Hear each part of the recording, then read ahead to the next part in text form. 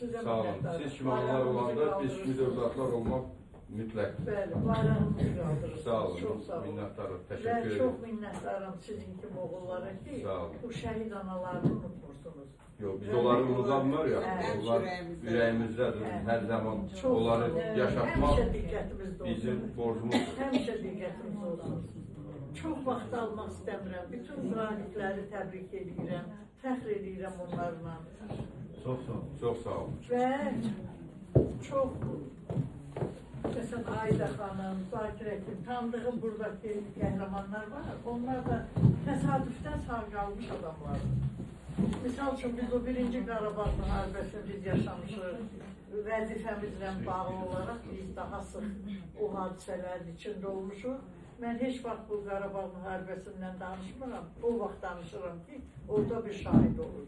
Çünki o qədər televiziya baxıb danışanlar var ki, Yasemin xanım bilir, o cəmiyyətdə qadınlar var idi. Televiziyada gördüklərini də danışırdı. Mən susurdum.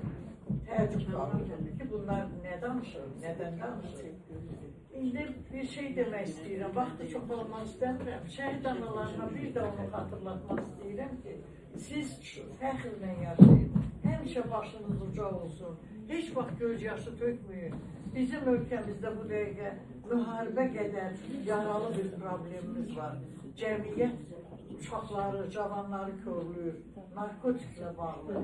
İnanırsınız, o qədər bədbəxt analar var ki, sizə həsəd aparırlar. Qulağımla eşidirəm həkim olaraq. Ay Allah, kaş bunlar da gedib müharibədə öləydi. Allah hər kəsə bu şəhidliyi qismət eləmir, xanım. Hər kəsə Allahın seçilmiş valideynlər, analarısınız və Allahın seçilmiş bəndələridir. Qibdə eləyirik. O cənnətə düşənlər, şəhid olmaq arzusu ilə ölən oğullar var, ölən insanlar var. Arzu edirlər bir şəhid olar. Məsəl üçün, mən şəxsən fikirləşirəm, o Qarabağa vertolyotla gedib dərman paylayanda Dağlıq Qarabağın kəndlərinə. Dönə o vertolyot ateşə tutulurdu. Möcüzədən salamat qalan adamlar var. Bildiniz, ona görə mən sizə həmişə inanın ki, biz sizin qədər yaşsız saxlayırıq. Biz sizin qədər yaş dökürük. Tək günlər olar ki, o telefonda bir şəhid anasına, ya bir şəhidə baxıb öpür anlamayın. İnanın ki, hamımızın belə vicdanlı, vətənpərvər adamların ürəyə xəstə düşdür. Heç zaman unudulmayan bir şeydir. Ağlamaqdan, Bu mümkün deyil. Bu ölkədə o yaşayırsa, o millətin adını daşıyırsa, o sevgi onun ürəyində var. Və sizin haqqınızı qoruyanları Allah qorusun. Amin.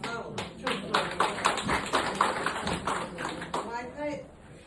Tayboks Federasiyası Şəhid Bahadur Quliyevin ailəsinə də bir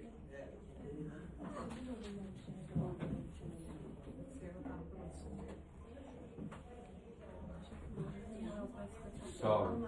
Teşekkür ederim.